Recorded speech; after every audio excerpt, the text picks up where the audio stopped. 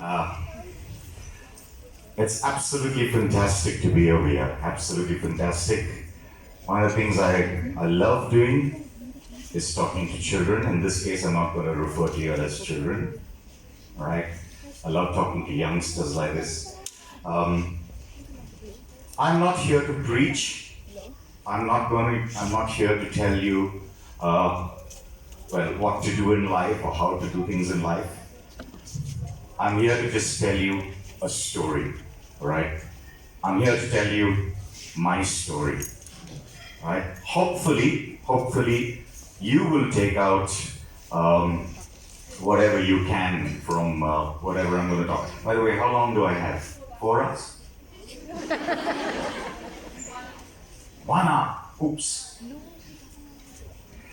Okay, so first of all, I want to say congratulations to that lovely dance troupe who was over here. They were absolutely fantastic. I actually thought they were professionals, right? As a person who lives my life on stage, and I get to see dance troupes like this almost every day in Bangalore, in India, outside India. I think they were absolutely fantastic. And I think they knew I was coming because they wore costumes to match my hairstyle. All right, the only reason why I have this was the first time, by the way, I've done this in my life. I normally have gold hair, but it's normally just gold. I'm doing a shoot a little later in the evening for the United Colors of Benetton, which is an international. I think all you guys know about Benetton, right? And the colors. Right, so they're going to be running a campaign called MAD, M-A-D. Right? It's making a difference. So every single piece of clothing that they're going to sell under this campaign, which I'm going to be part of, right? There's a certain percentage of that money goes towards children who are with mental disabilities. And they asked me, you're the maddest guy in town, and would you be okay coloring your hair for this campaign? I said, yeah, sure.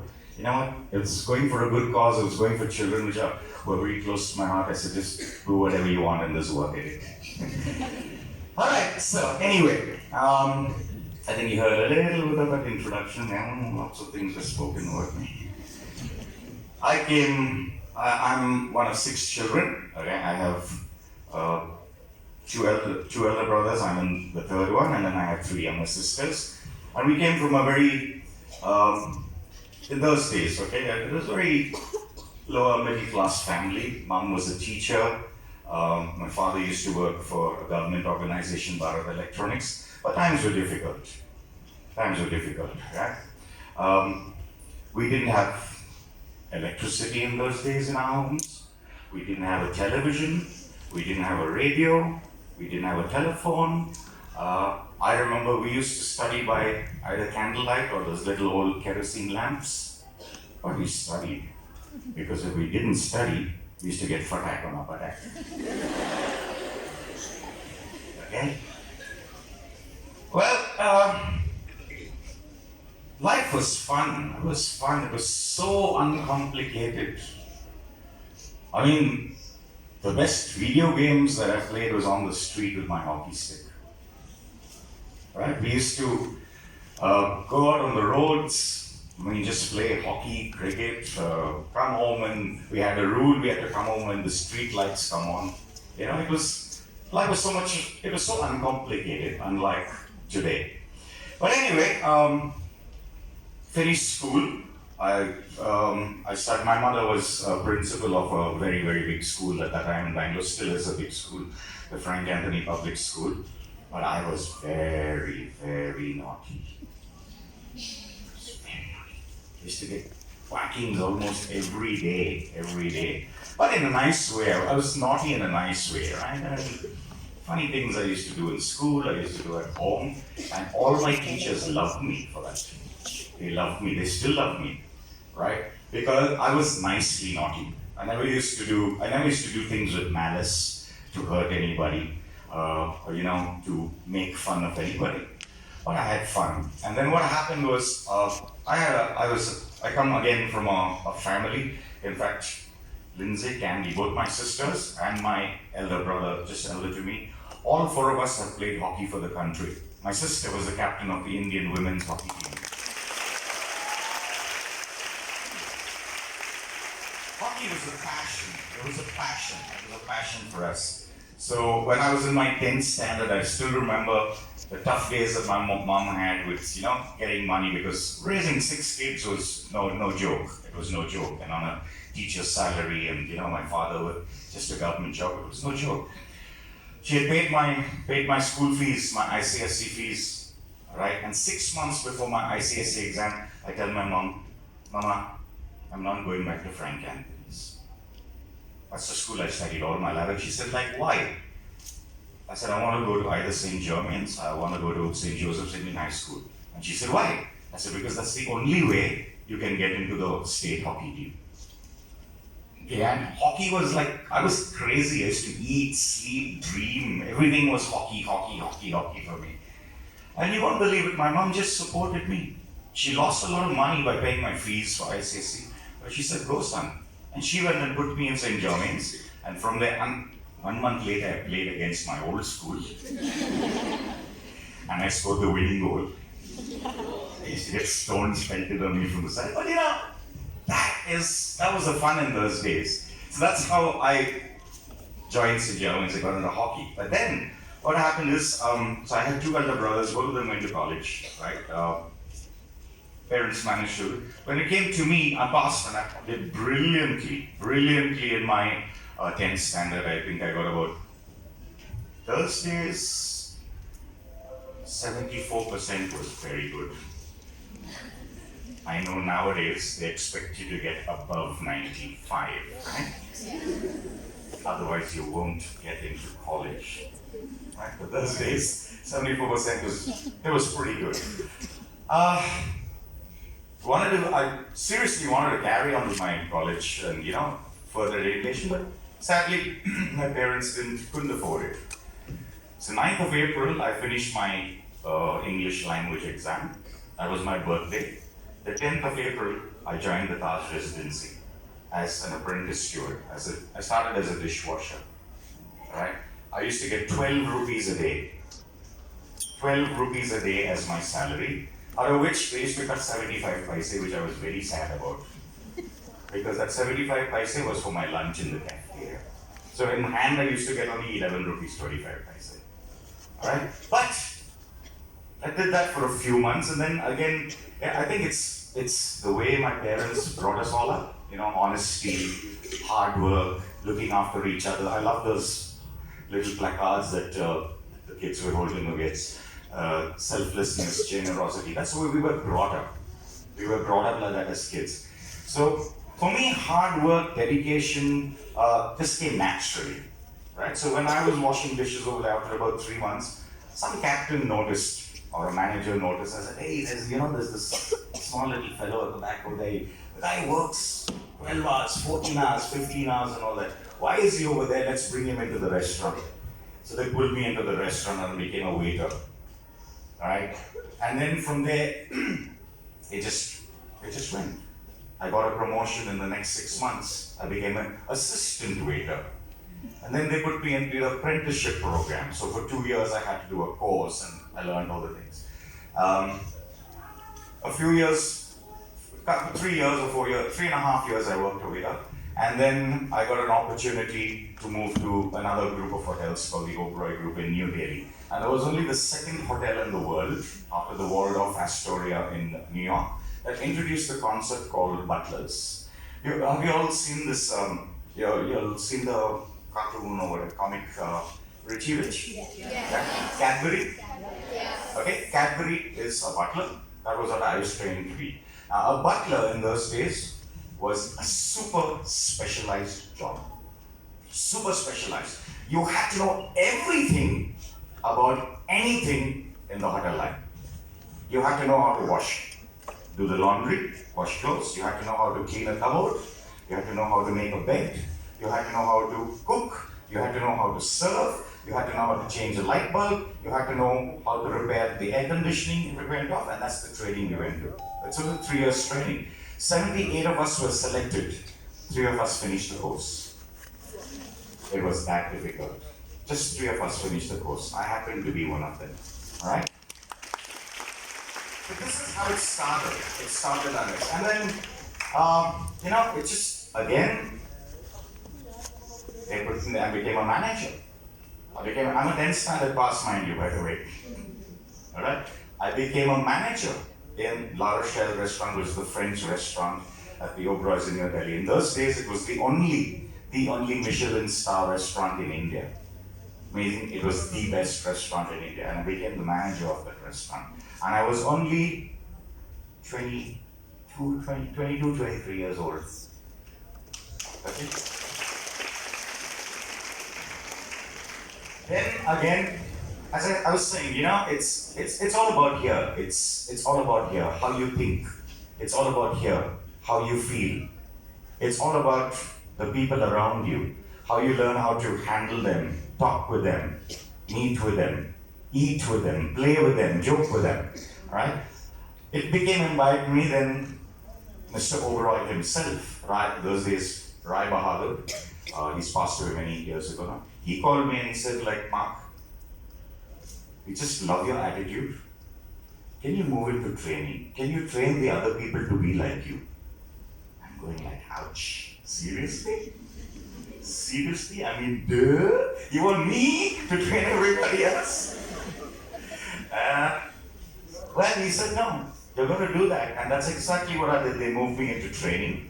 And wherever Oberoi's opened hotels in India or around the world, they used to send me over there with two of my other colleagues who were at the training party. We used to go into those hotels, train the staff, 3 months, 4 months, 6 months, 2 months, sometimes just a couple of weeks, and come back to Delhi, where I was based. So I started, interacting with different people. I mean, I trained all the staff at the Oberoi's. Those days it was called the Mena House Oberoi in Cairo. So I trained all the staff. I must tell you this, the only 3 5-star hotels that were in Iraq in those days, I'm talking 90s, 93, 94, 95, 96, all those 3 hotels, 5-star hotels, were all Indian-owned Oberoi hotels, right? And one of the hotels had the presidential suite on top, and guess who stayed there? And I met him many, many times, Saddam Hussein. Yeah. Okay, I actually served the guy. I won't get into the controversial part, but when I knew him, he was a nice guy, right? Because he also used to give us a nice big tip. So what I'm trying to make is, it taught me so much in life. It taught me so much. I mean, half the time I didn't even understand the language that the Iraqis or the Egyptians were speaking, but we somehow got along. I somehow managed to train them. I still have so many of them who are my friends today, right? Without even knowing their language. And I said, it all comes from here. It all comes from here, right? Okay, so anyway, finished with the Oberoi hotels, and then I got a chance to move on to the cruise ships, again in the F&B line, to train staff again. So I started training bartenders and chefs when I was on the cruise line. I was based out of the United Kingdom. I used to be in a different country every day. Right? Today you're docking in Italy, you get on back up on the ship at 7 o'clock, you sail in the night, the next morning you're in Spain. Again, I got to see so much, got to see so many people, got to see the different cultures, learn to respect all of them. And then I decided to get married. Alright, so my girlfriend,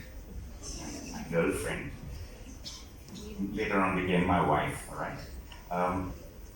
She was my girlfriend from the 9th standard.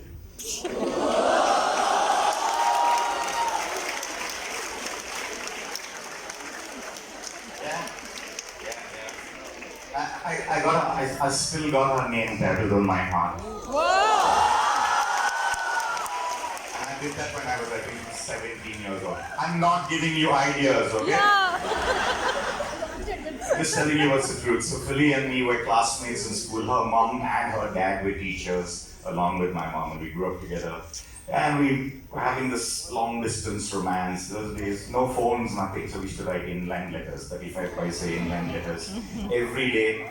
I still have all those letters, and at the bottom of the letter, we used to have a box, and that's the box we knew where it was.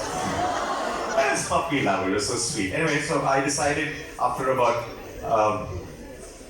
11 years of being friendly with her, we decided okay to get married. So I came back to Bangalore, and luckily Oberoy's posted me here to the new hotel, and we got married. And then a year later, my daughter was born. Shanice was born. Oh, by the way, my daughter is 25 years old. Right? She's presently in London. She's a fantastic designer. She designs diamond jewelry for De Beers. My son is 21 years old. He's like this big. And each of his arms is like that big. And he holds me by the scruff of my neck. He's like, yo, Marco, I'll drop you now. Yeah, he besides, okay, he works for Volvo, but he's also part-time mixed martial arts. Bing, bang, bang, so I'm a little scared of him. Yeah, so anyway, I came back to Bangalore, and Shanice was born, and then I was here at the Oberoy's, and then unfortunately something very, very sad happened. We had another daughter called Marion, and when she was only 2 months old, she developed a very, very rare blood disorder where there was a certain pigment or something in the blood that the blood started getting hard, and very sadly we lost our second child.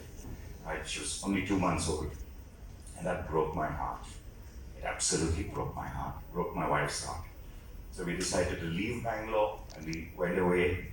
I took up another assignment in Goa, again in the hotel over there. Stayed there for 3 or 4 years, working over there, getting over this heartbreak and this pain.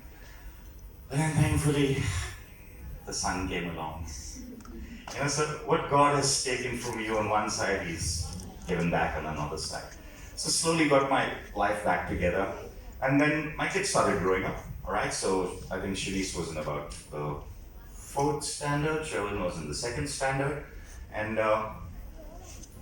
I realized, I've got everything in life. I'm a general manager of a 5-star hotel. Everything was free. I had my suite upstairs. All I had to do was just pick up the phone. Food will come, coffee will come.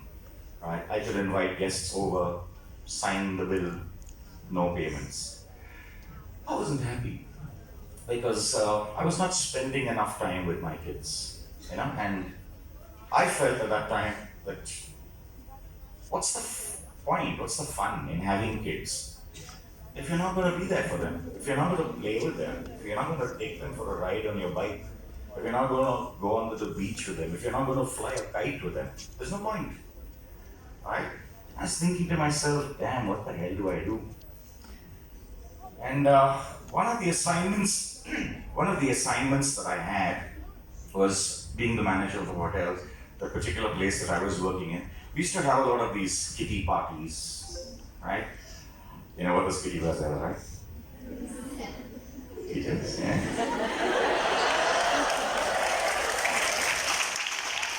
What? I know one day you will also be going for that, huh? And so one of the things, I had to do when all these parties happened was, my boss told me, he said, hey, Ma, there's 40 ladies coming today, they're in this hall. Can you do something? What do you want me to do? He says, no, come up with something, do something. Can you do a game or something? So I said, okay, fine. Never heard of it before, never thought of it before. So okay, fine. So I started doing simple things, picking up ideas. But again, keep in mind in those days, there was no internet, no mobile phones, no Google, hardly any television. So you couldn't copy. You get what I mean? You couldn't Google, okay, so how do I make chicken biryani? How do I play this game? Right?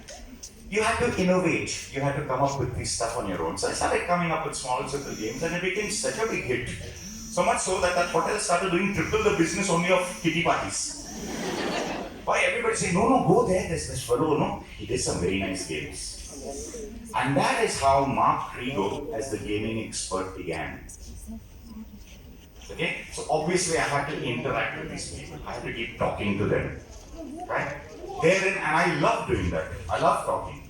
Sometimes my mom tells me, if you talk too much, I'll put my socks in your mouth. So I love talking. And the next thing you know is, we went for a wedding.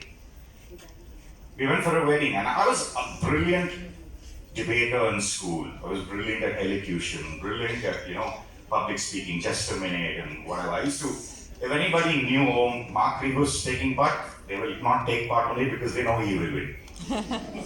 Okay? There I realized God has given me a gift of talking. I said, let's use the gift.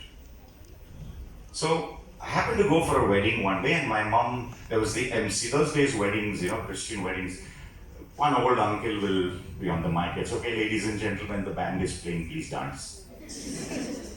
I was an MC or a VJ, right? Or ladies and gentlemen, dinner is served, please take your plates. And my mom asked me, she said, son, the MC is going home, can you make the announcement? Dinner's coming. I said, what, me? Me going to make an announcement in front of so many people? I said, no. So you know what I did? She said, no, you will do it. So I took the mic, I sat underneath the table, under the frill, and I announced, ladies and gentlemen, dinner is served. Mark Rigo, the MC, was born. That was my first ever experience of holding the mic. In those days, there were no professional MCs. So I started off, from doing little games, I started emceeing weddings. He's feeling sleepy, he's yawning there. Never mind. Alright, so, am I talking too much? Going to sleep? So I was trying to tell you, this is how my journey started as an MC. And I'm talking about, now it's about 1999, I think, when 1996 I started Booze and Whale. 1999 I became a rock. I left the entire hotel industry and I took this up full time. And in those days, that's when MTV came into India. Right? MTV came in twice. They came in twice into India. Second time when they came under the proper license. So the first time they actually came into India, they used to stream out of Hong Kong. So you had VJs like, I don't know whether any of you will even remember because it's quite, we had VJs like Sophia, Trey, Tyron, okay, they all were VJs, but they used to talk to this accent, and it so happened my dad happened to know Mr. Kuruvilla, who at that time was the CEO, the managing director of MTV. He had come home for a drink with my dad, and I asked him, I said, Uncle, how come all these VJs on your channel, they all talk with the foreign accents? He said, what to do, Mark? We don't have anyone in India who can do that job. So I said, I can do it. He said, if you're serious, you come to Bombay, you do a screen test for me. If you're good, we'll take you on. So I went for a couple of weeks later, I went to Bombay and I did a screen test. And I got the job like that. I just got the job. They said, from tomorrow you can start. Your salary will be 9,000 rupees. Damn, I was earning 24,000 rupees in the hotel. But 9,000 rupees, we'll give you a house, we'll give you a car. Only thing is, you have to wear all the clothes that we give you to wear. Because the sponsors, right? So I said, okay, fine, I did that. 4 months, I was the VJ over there, loved it.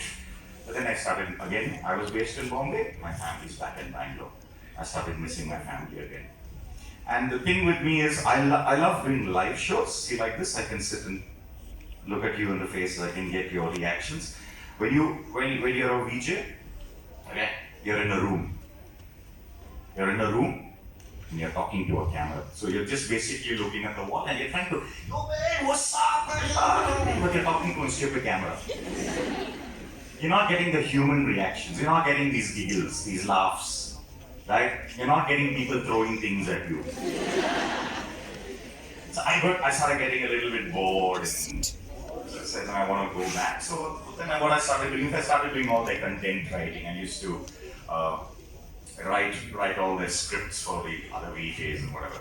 And then they had the first ever VJ hunt, if you can call it, and all that. And I still remember, I was one of the judges over there. And the second batch, or the first batch of Indian VJs who went on screen, Nikhil Chinnappa, Cyrus Barocha, and Nafisa Joseph.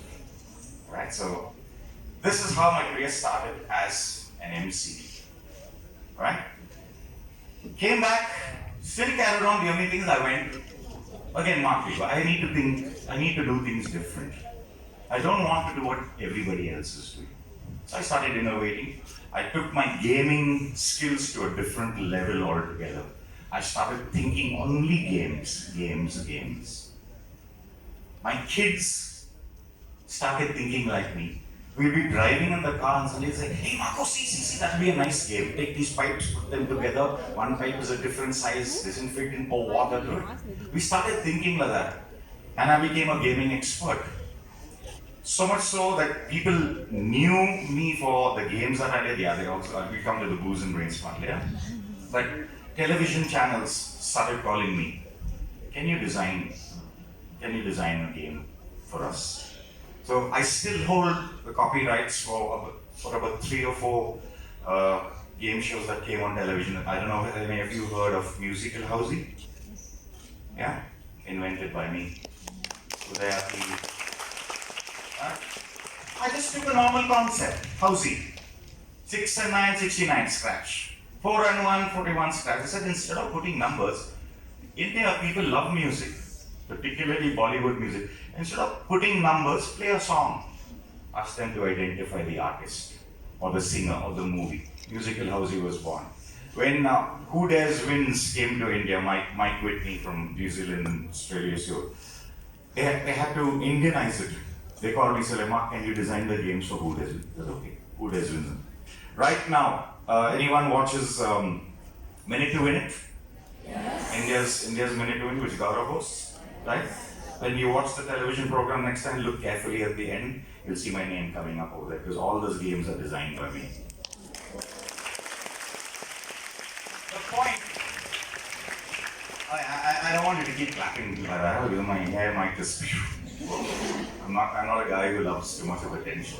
The point I'm trying to make is, you got to think out of the box. You got to start doing something that's always different, right? I tried doing it, and I made a superb name of it. I started making a lot of money out of it. Right? Things were like so happy, they were going so well. Right? I used to literally live out of a suitcase. I used to travel in a week. I used to travel at least 3 or 4 times. I'll be doing a show in Delhi in the morning, and I'll fly to Mumbai in the evening to do another show over there. My career just went like, it was like way up over there.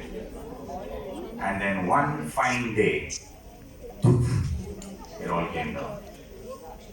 Just one fine day. I was so busy enjoying myself. I was so busy loving the fame. I was so busy making money. I forgot to look after myself. One day I just collapsed on stage and I was bleeding profusely. And they took me to the doctor and nobody knew what was happening. I was infected with colon cancer. From there, all in matter of a few hours, I was down. I didn't know what to do. Okay, thankfully, my mom also was a cancer survivor. She's still alive. She's 82 years old, still rides a kinetic Honda. Sometimes takes me doubles. She's my inspiration. So mom had battle cancer, and then she just picked me up. She said, like, come on, it's nothing. If I can do it, you can do it. She took me to the doctors.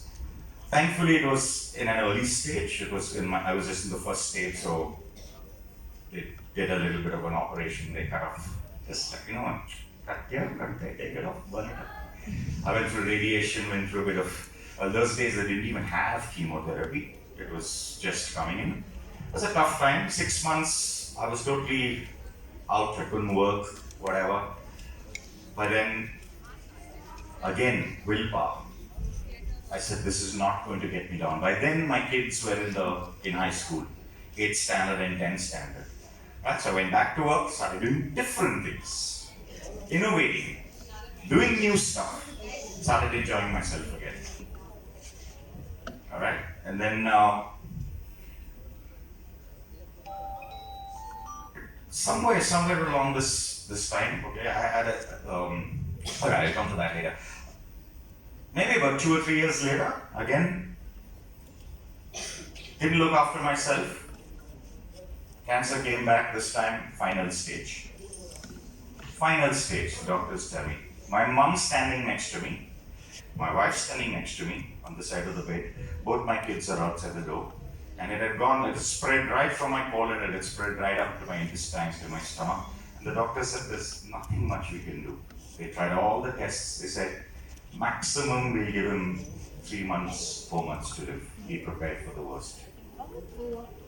And then I looked at my kids over there and I was thinking to myself, there's no way, there's absolutely no way I'm going to let both my daughter and my son go through life without a father. There's no way I'm going to allow that. You know what I did? Got up, told the doctor, I said, do whatever you want. Cut off whatever you want. But I'm getting out of this hospital in 4 days' time because I promised my friend in Pune that I would be emceeing his wedding. And he's looking at my mom saying, like, Mrs. Rigo, I've told your son, I'm telling you, he's so bad. And he is telling us what to do and what not to do, and he's discharging himself from the hospital. So my mom just looked at the doctor and she said, of all the 6 children I had, right, this fellow's the cracked one. One screw fell off. We don't know where it is. The other screw is a little loose. If he says he's going to do something, he will do it. Nobody can stop him. I've been trying to stop him for the last 27 years. I can't stop him. And you know what, guys, what I did? I actually got operated. I was cut all over here. I took the flight. I had to sign an undertaking and whatever, blah, blah, so that the doctors don't get blamed in case something else happens to me. They showed me how to inject myself with painkillers. I flew to Pune, I emceed Agostino's wedding, and I came back the next day and back into hospital. That's because I wanted to do it. Okay, then again I have to do something. Marco gets a little restless. I can't sit for too long. I have to do something. So I said, now what? Of course, by then recovered, whatever. Chemotherapy, oh my God, I don't. If any of you know what cancer is, it's a terrible disease, right? Especially the pain. When you go through chemo, it's like perhaps the worst thing. Chemotherapy I describe as taking a bottle of Harpic or phenol, right, and pushing it into your veins. It just screws up your body. There were days and months I couldn't eat. I couldn't drink a glass of water to come up, right? But I went through, normal people, normally tough ones have about 6, 7 cycles of chemotherapy. I had 29 sessions in my life. I don't know anyone else. My doctors also say, we don't know how you did it, but you'll come very happy. I used to ride my bike and go. Anyway, so got restless again, decided, okay, fine, let's open a restaurant. And then I was missing the hotel line because in so many years, and I love cooking, I love playing with food, so I opened the restaurant, Pepperzing. Any of you heard of Pepperzing, been to Pepperzing? You have? We are rated number 1 in India for burgers. Number 1 in India, not Bangalore. The best burgers, they say, my restaurant. We also serve the biggest burgers of Wang. It's about that big. It's that big a bird. Alright, so Pepperzing happened and whatever. So one of the things that, when I was going through my chemotherapy, Mom used to take me to Kidwais, which is a government hospital. Alright, because Mom, of course, she was under the central government health scheme, CGHS, because she was a former Mom became a member of parliament. Alright, so because she was an MP, we family members used to get free treatment in the government hospital. So I used to go to Kidwais, and Kidwais in those days, Being a government hospital, not the cleanest of hospitals, pretty good treatment, but you used to get the poorest of the poor people coming over there. You will get people coming from Gulbarga, from Bellary, from Raichur, from Mysore, from Mandya, coming for treatment there. And one of the things, when I used to be sitting in the queue, you have to get a token and wait for like 5 hours, 6 hours for your turn to come to get treatment. One of the things, I noticed was there used to be a lot of these small little kids, small kids, 1 year, 2 years, some newborn kids born with cancer. And they used to come for treatment. And those needles that they push into your body for chemo are the thick fellows. Right? You show it to a cow, the cow will run. Alright, so it broke my heart. It really broke my heart to see, these little kids, for no fault of theirs. They don't even know what's happening, but they used to come for this treatment. And the doctors had told me I have 3 months, 4 months, 5 months, whatever it is. So that is when I turned to God. I started just praying and praying and praying. And I prayed to God. I said, I'll do one thing. I'll make a deal with you. I used to fight with him. Sometimes I used to call God bad words. No, I'm being honest. I was in such a bad state. My mind was not working. My body was not. I couldn't walk from here to there. Right? So I started fighting with God, and I prayed to him. I said, if you save me for my kids, I promise you I will do something for all these other kids. And I don't know what happened. I just started getting better. Slowly. And then one fine day I was cancer free. And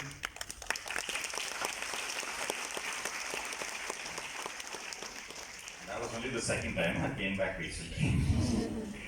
So what I did is I kept my part of the bargain with God.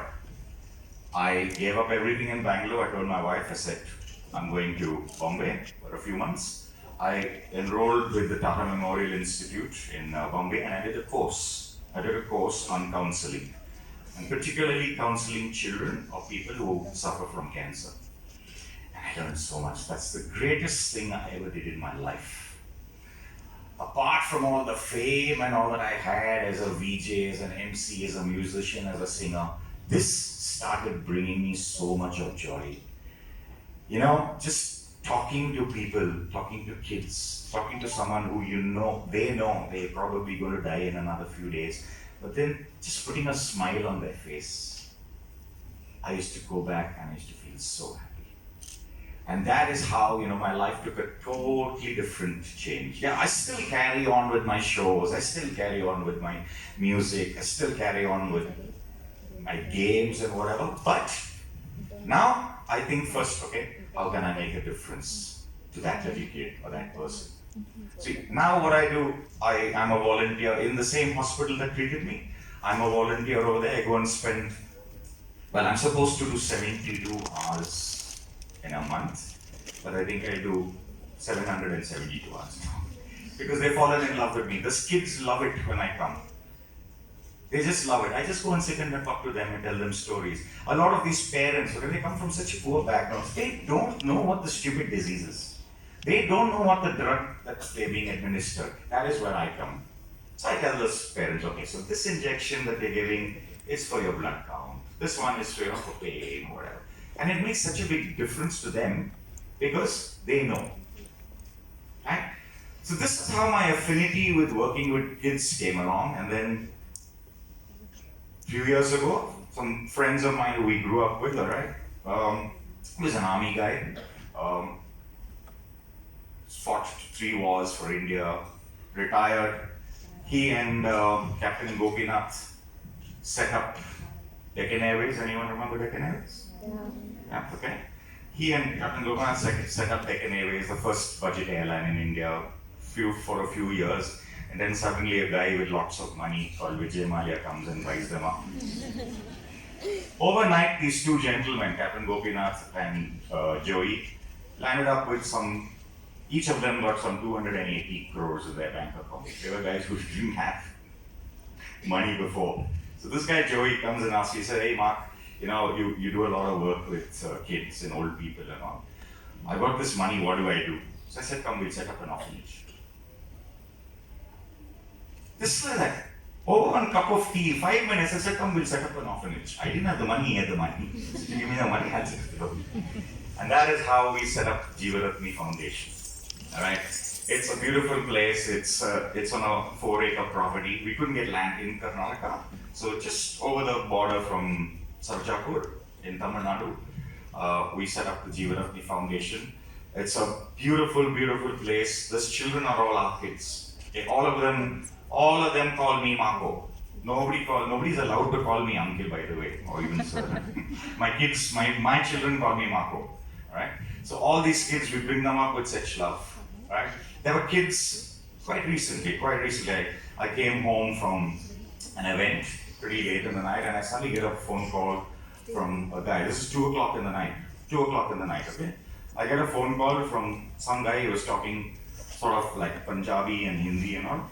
And he said, sir, we got your number from Google. Okay? 2 o'clock in the night, who the hell will Google me? So he said, no, then we made one phone call and someone told us, no, there's this fellow Mark, we go check on Facebook. His name is Mark, he has gold hair. This number will be over, they call him. And why were they calling me? All right, 2 o'clock in the night, 2 o'clock in the night. They were both doing the graveyard shift, that's the night shift in an IT company. They were on the way home. They came out of their office HP, and in the dustbin outside over there was a small little baby, newborn baby. Umbilical cord still hanging over there, and the dogs have started attacking the baby. I'm sorry I'm bringing this up, but they didn't know what to do. They called me. I said, just hang around there, I'm coming.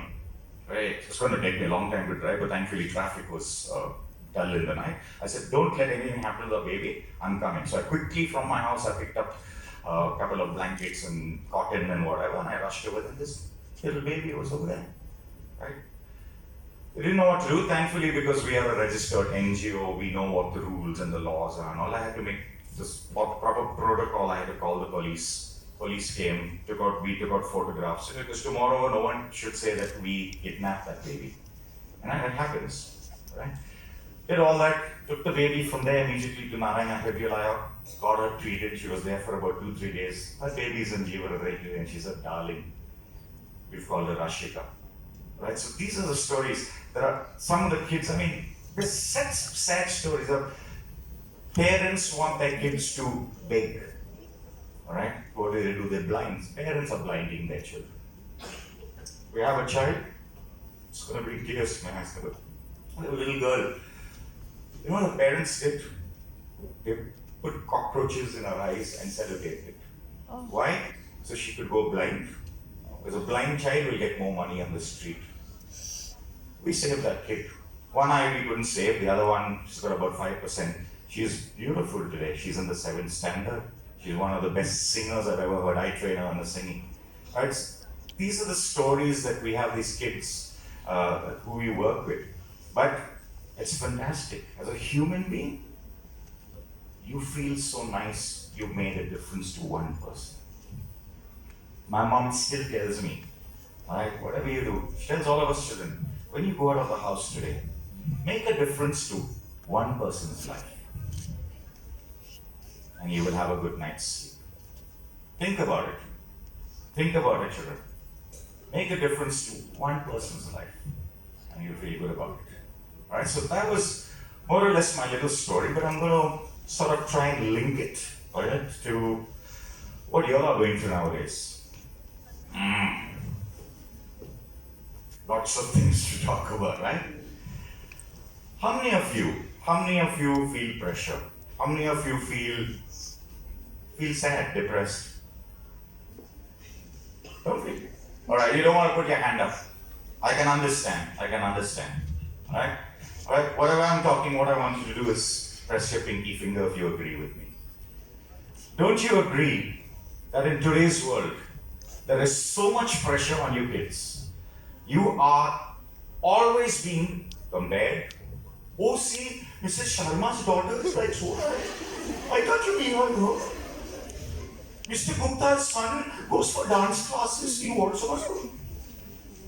Are we not putting pressure on kids? Are we not comparing you? Right? There's no need.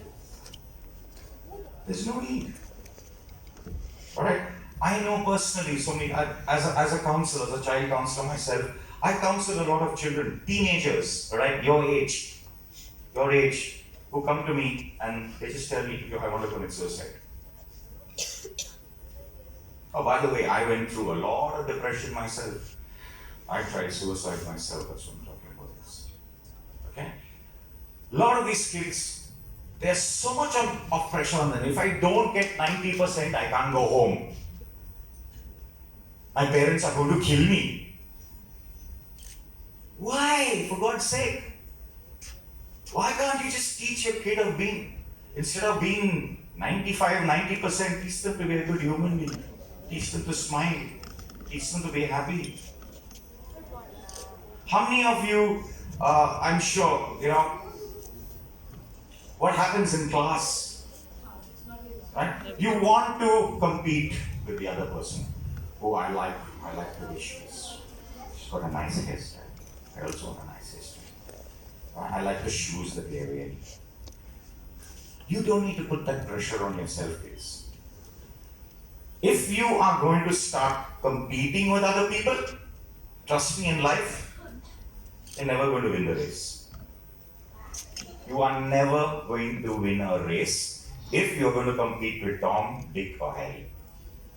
Because the moment you beat Tom, someone else is coming, and then you want to compete with that person. Don't put those added pressures on yourself. You saw yesterday's newspaper, right? You open the newspapers every day. You see the sad things that teenagers are doing. There's a girl and a boy who killed their father because they were in love. Right? Do you think I blame that girl and boy? No. Yeah, what they did was wrong. But I don't blame them. You know who I blame? I blame us as society. I blame us. We keep telling people, oh, this is wrong. This should not be done. I don't want you to see that girl. I don't want you to see that boy. We as a society are failing our youth. Am I right? So no one wants to say because the teachers are sitting here. Huh? We are failing ourselves. We are unnecessarily putting pressures on others. PUBG, how many of you play PUBG? Oh my God. You see, you know what? There's a new cell, there's a new wing that's been opened in NIMHANS a few months ago, right? Why are you laughing? Just because I said NIMHANS? Huh? There's nothing wrong. I mean, that's another thing. You should stop laughing about anyone with mental illnesses. It's an illness, right? There's nothing wrong with them. But NIMHANS, but I volunteer again over there as a child counselor. They've opened a new wing trained by experts on how to handle children who are addicted to PUBG. Yes? Yes. What is PUBG about? It's only about, hey, shoot that bugger, man. You kill that fellow. Blood is coming in. It's teaching you violence. It's teaching you violence. There are children who are addicted to this game who parents have noticed have become more violent at home. So the point I'm trying to say is we as a society are creating the illnesses that you all have to face. Alright? I'm going to talk now as a parent. I'm going to talk as a parent now. I know there are quite a... I wish there were more parents here other than the teachers. But I think it is very important. It is very, very important as a parent to be your child's friend. My kids and me, we talk about anything. Anything, everything.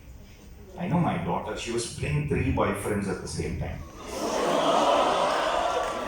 She was playing three boyfriends. One was from St. Joseph's, one was from Bethany's, one was from Frank Anthony's. And none of those fellows knew that she's playing all of them. You know what happened? She come, Marco, just watch this phone. This is so on the line. Just tell him I'm having a bath.